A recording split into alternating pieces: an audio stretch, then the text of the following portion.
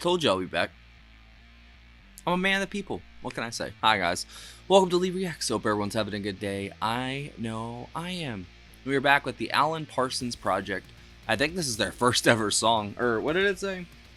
It's the first song by the Alan Parsons Project, recorded in 1976 at Mama Joe's Studio, North Hollywood, LA. It is the second track on their debut album, Tales of Mystery and Imagination, which is a tribute to the author and poet Edgar Allan Poe, if I couldn't tell by the name of the song, The Raven.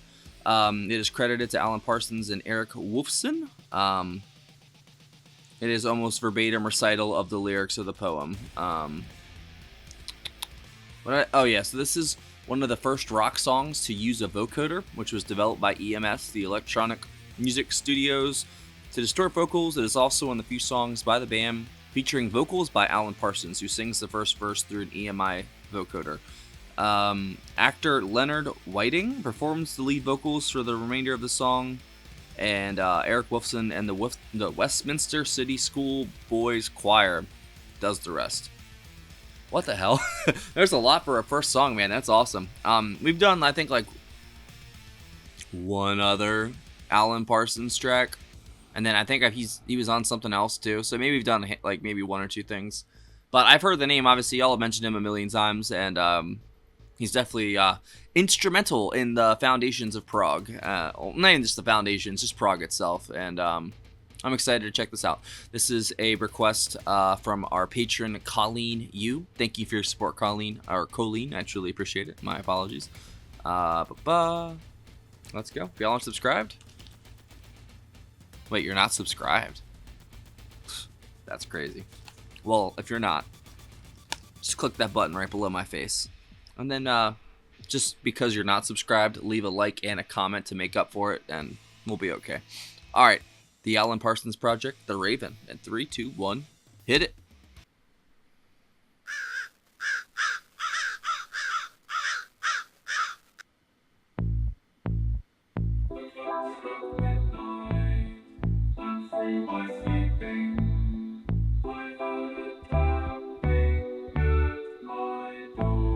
Focus.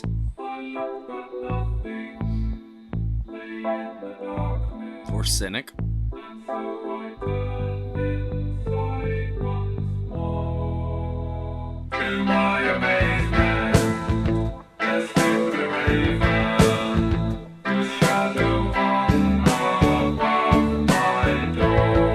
That is fucking awesome.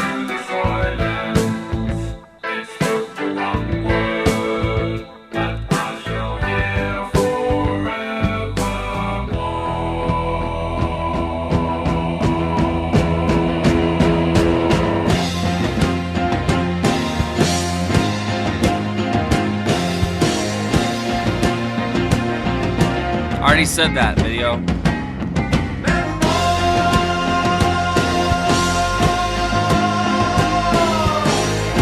Wow. I was gonna say the soundscape is gorgeous.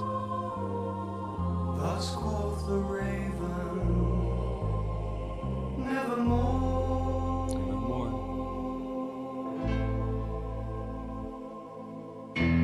Died in a fucking gutter. Ugh. The world's a cruel place. Especially to those who,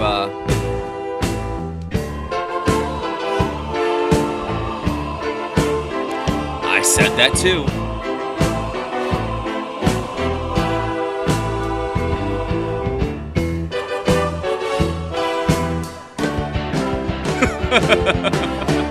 Okay, this is pretty awesome. All the ravens. And still the raven remains in my room, no matter how much I implore. No words can soothe him, no prayer. The Artful Dodger. I've heard of that before. What is that? The Artful Dodger.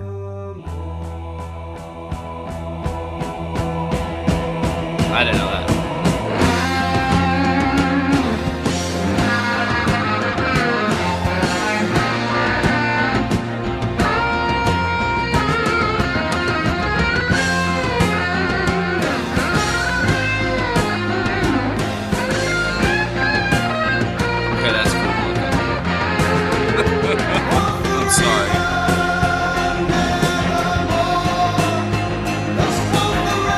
So epic, cinematic sounding.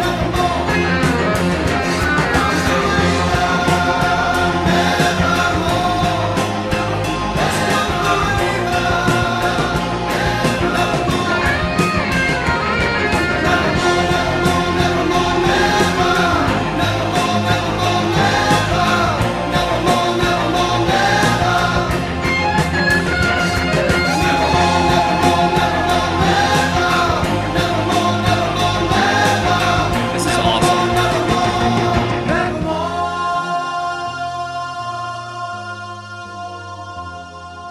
I'm trying not to watch the video because it makes me laugh. It's unintentionally funny to me. Just pictures of ravens and Edgar Allan Poe.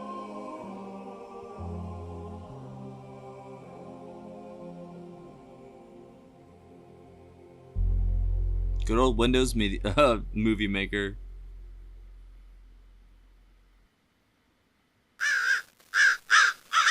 Good job, Jay Mantic. Nailed it, brother. Man.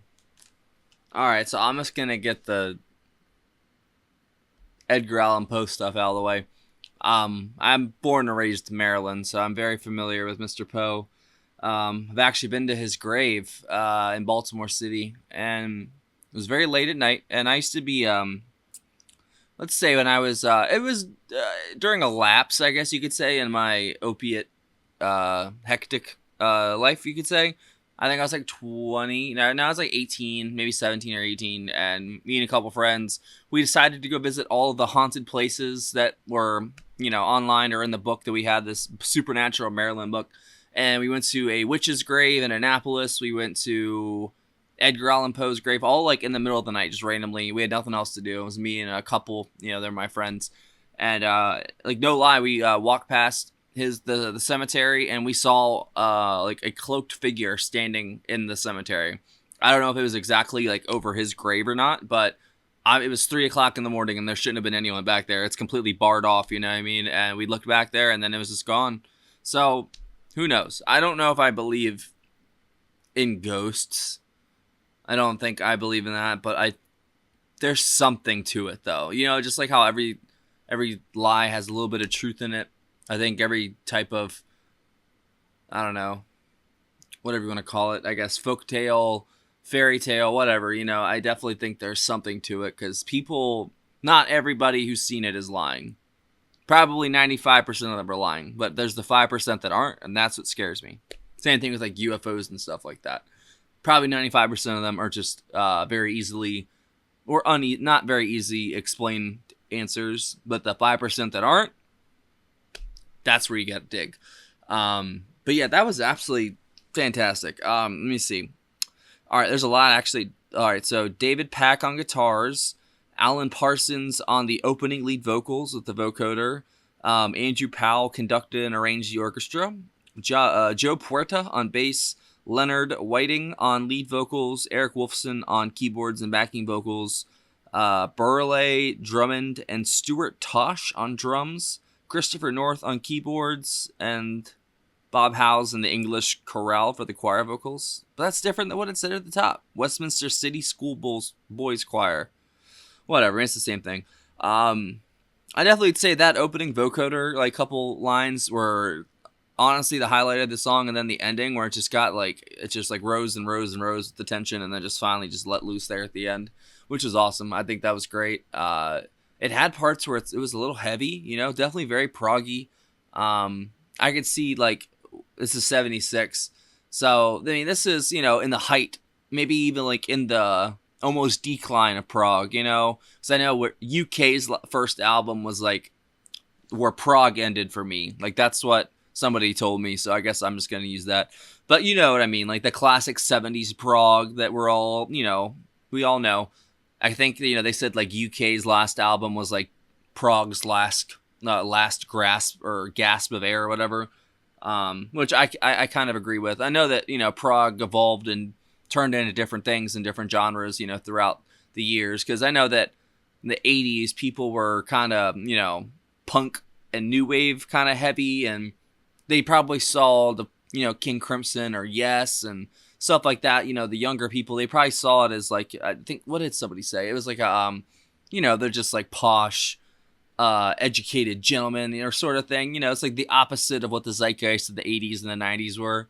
But there's still, the undercurrents of prog. There's like Dream Theater that came around and Tool and stuff like that. And they kind of incorporated prog with like hard rock and, kind of maybe industrial a little bit too.